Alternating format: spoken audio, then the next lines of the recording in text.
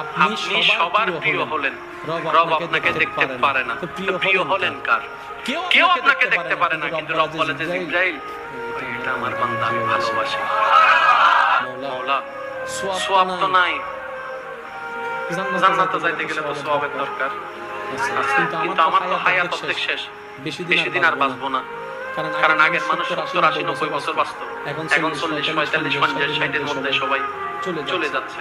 মওলা আমার তো 40 বছর শেষ, আমার তো 45 বছর শেষ। বাকি অল্প হায়াত আমি কি করবো? এত সওয়াব তো কামানোর কোনো সুযোগ নাই। আমি যদি 5 বছর বাঁচি, তাহলে রোজা পাবো মাত্র 5 বার, হজ তো 5 বার করতে পারবো না, সামর্থ্য তো আমার কাছে নাই। মওলা কত কাজের কারণে তো নামাজ ছুটে যাচ্ছে, ইচ্ছাই অনিচ্ছাই। মওলা আমি এতগুলো সওয়াব কিভাবে কামাবো? রব বলে যে মালিক আমি আছি তো। সুবহানাল্লাহ। আর তুই তো অন্য নবীর উম্মত না।